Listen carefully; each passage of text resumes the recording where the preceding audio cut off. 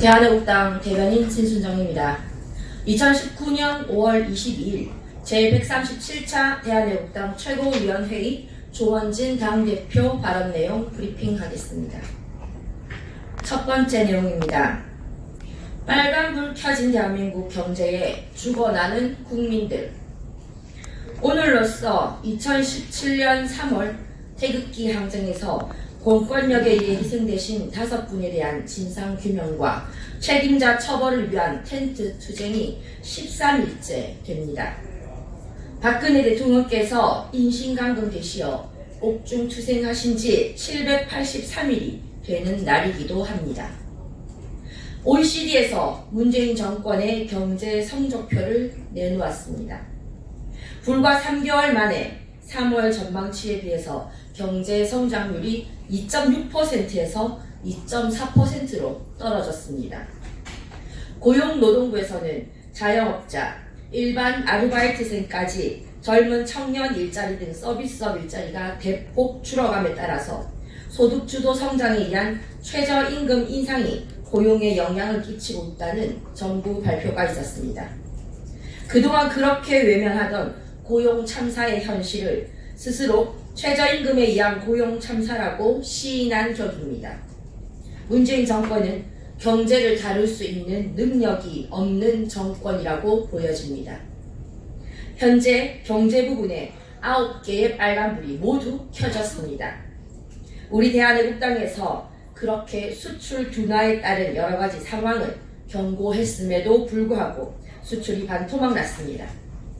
대한민국의 경제 성장을 이끌어가던 반도체, 전자산업이 올 초부터 반토막 나는 현상들이 일어나면서 전반적으로 경제 성장률이 뒷걸음치고 있습니다.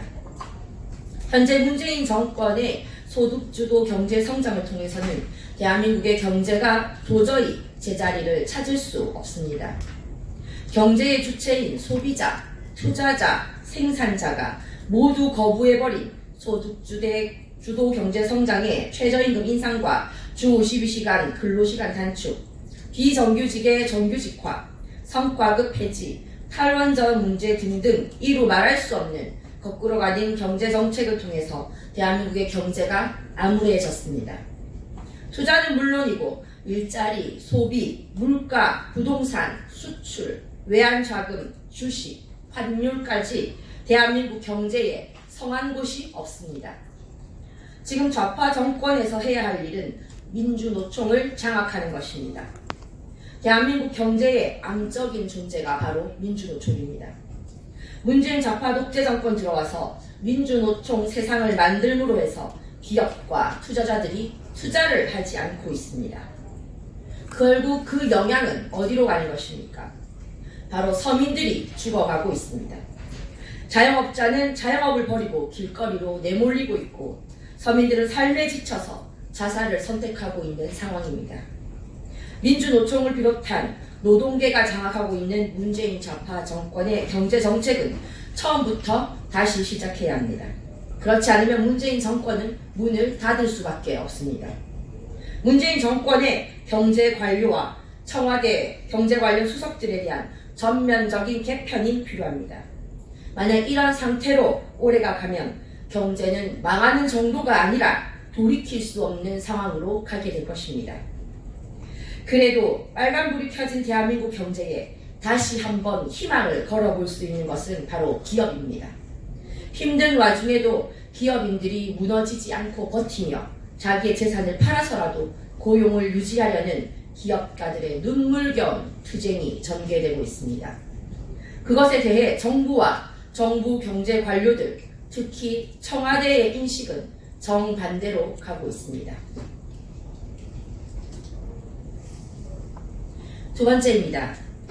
정쟁 유도하는 문재인 정권, 대한민국의 명예와 자존심을 지켜라. 문재인 씨가 자꾸 말을 만들어내어 정쟁을 유도하고 있습니다. KBS 대담에서는 독재란 말을 거부하고 좌파 독재라는 이념 자체를 거부했습니다.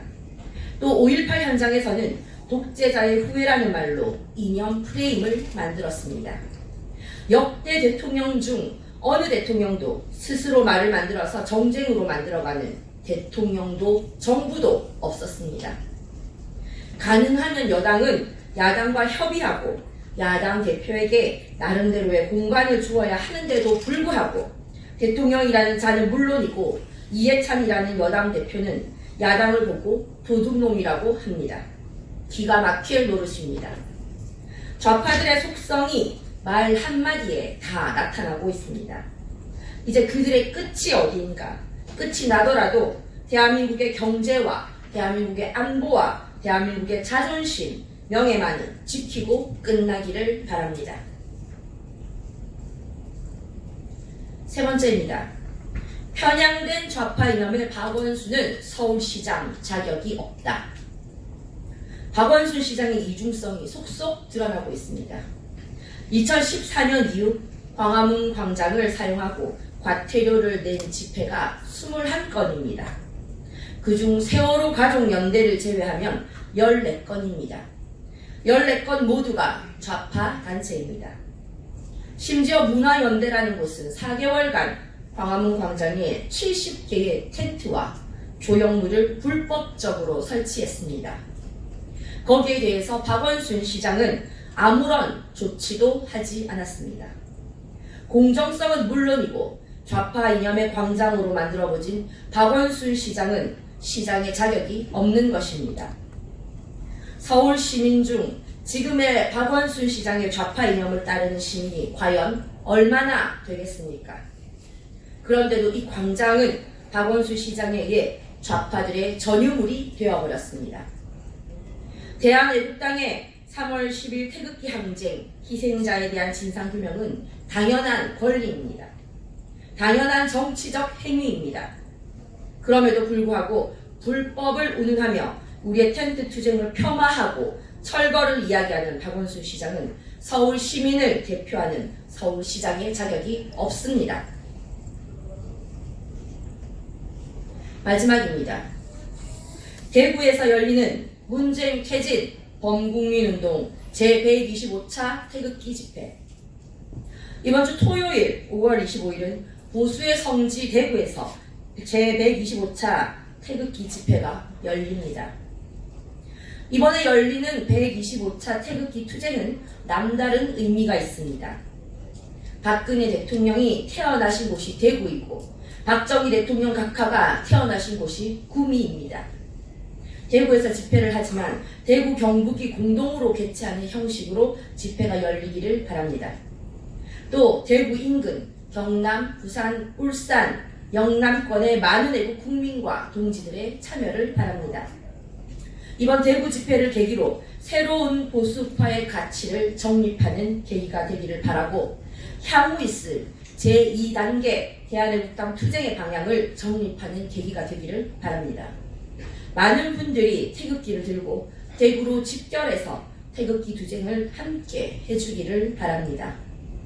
현재 많은 대구 시민들과 경북 도민들을 포함 전 국민들이 문재인 좌파 독재 정권에 대한 한계를 보신 것 같습니다.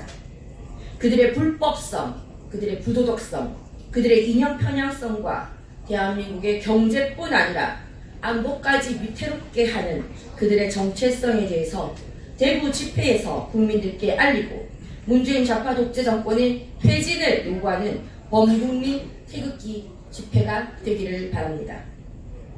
2019년 5월 22일 대한애국당 대변인실에서 말씀드렸습니다.